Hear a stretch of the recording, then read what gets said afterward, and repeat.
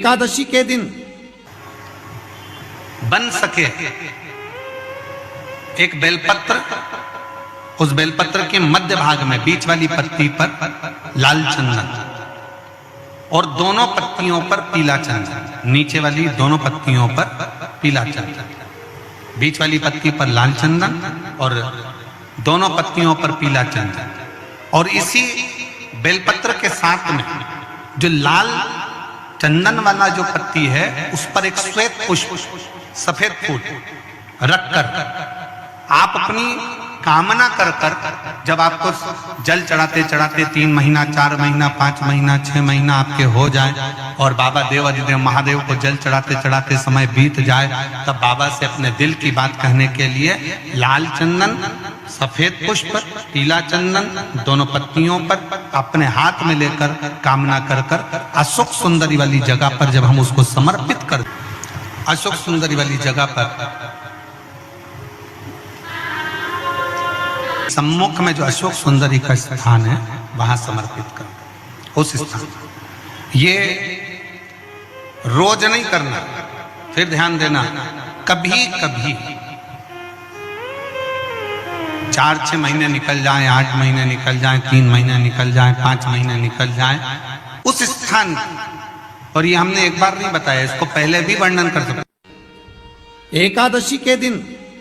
गंगा के जल में मात्र 7 बेलपत्री डालकर जो नंदीश्वर भगवान अर्थात जो शंकर जी के शिवलिंग के सामने नंदी होता है, उस नंदी के चरण पर गंगा का जल चढ़ाकर बेलपत्री शिव पर समर्पित कर देता है, उसके घर में रुपया रुकना चालू हो जाता है। फिर वो गलत जगह पर नहीं जाता, गलत स्थान पर वो धन जाएगा ही नहीं। बेटा अगर व्यसन में पड़ा हुआ है, मदिरा पान में पड़ा हुआ है, मांसाहार में, जुए आदि में जा रहा है, तुम्हें लग रहा है कि मेरा बेटा गलत मार्ग पर जा रहा है, ये मित्र दोस्ती गलत हो रही है, वो सही जगह पर आ जाए तो हो रही है। 30,000 रुपये महीना, 40,000 रुपये महीना कमा कर लेकर भी आ रहा है, कमाई तो आपकी हो रही है। 30-40 हज़ार रुपये महीना आप कमा रहे हो, 50,000 रुपये महीना, 1 लाख 2 लाख 4 लाख रुपये आप कमा भी रहे हो, पर आया और चला गया, उसका क्या करोगे?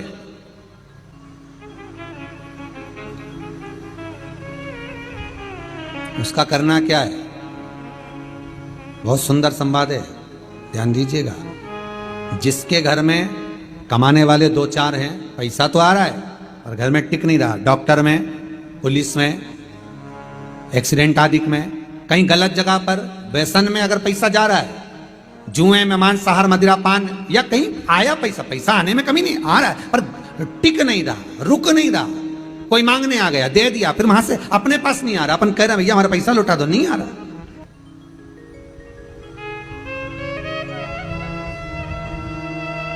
करना है एकादशी।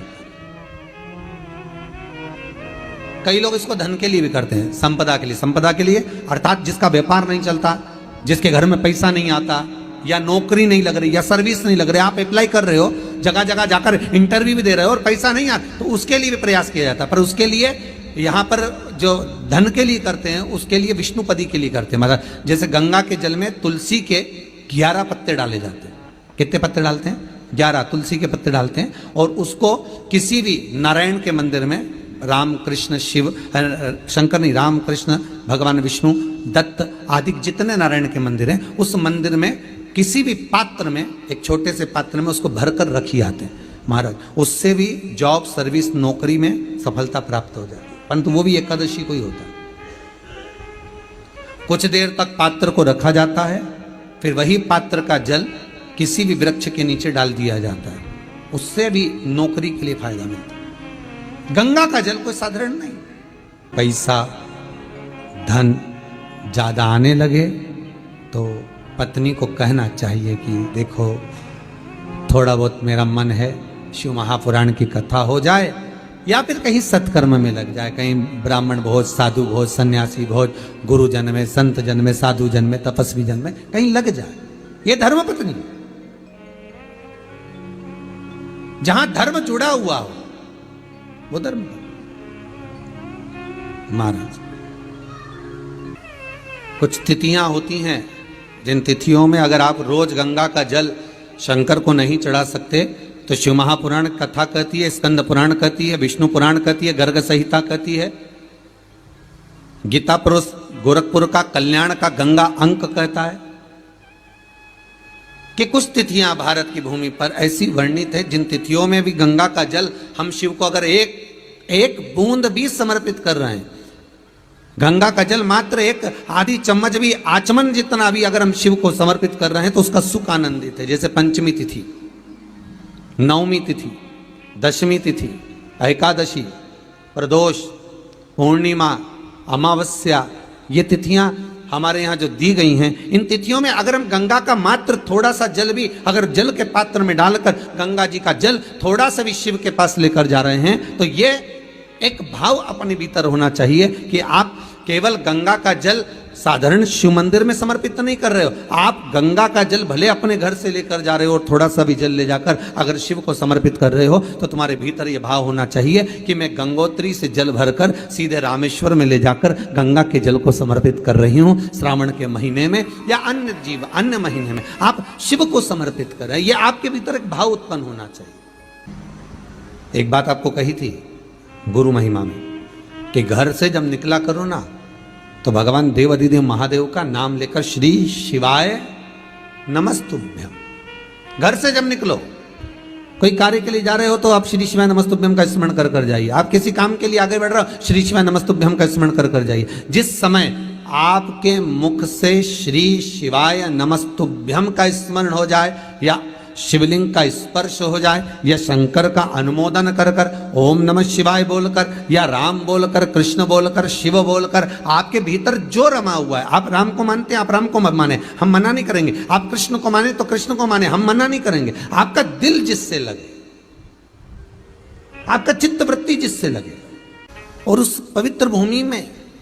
ना जाने कितने साधक, कितने साधु, कितने तपस्वी, कितने संत, कितने महात्मा, कितने जोगी, कितने सन्यासी, कितने ब्राह्मण जन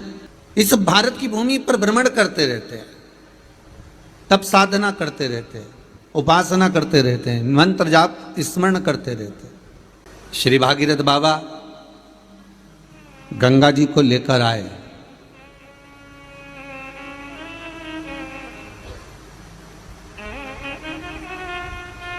भागीरथ बाबा तो गंगा जी को लेकर आए 60,000 काकाओं के उद्धार के लिए, और वो गंगा भी बहती हुई गौमुख से लेकर चलते चलते चलते चलते वो गंगा भी कलकत्ता तक जब पहुंची है, गंगा सागर तक जब पहुंची है तो उसके घाट पर, उसके तट पर, गंगा महारानी के किनारे पर जितने भक्त, जितने साधु, जितने सन्यासी, जितने साधक, जितने उपासक, जितने जीव रह रहे हैं, ये गंगा उनका कल्याण कर रही है, और जो उसकी शरणागति में जा रहा है गंगा उसका उद्धार कर रही है। गंगा किसको संवारती है?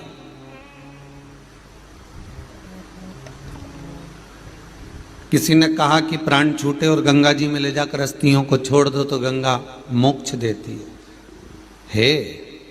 विष्णु पुराण में, गर्ग संहिता में, देवी भागवत में, शिव महापुराण में, स्कंद पुराण में लेख लिखे हैं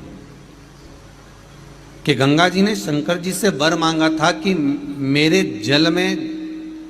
जब तक जीव की अस्थियां पड़ी रहेंगी तब तक वो जीवात्मा वैकुंठ का भोग भोगेगी। पर गंगा जी ने एक बात और कही है, शिव महापुराण में आपने श्रवण करा ना करा, पर एक बात और गंगा जी कह रही है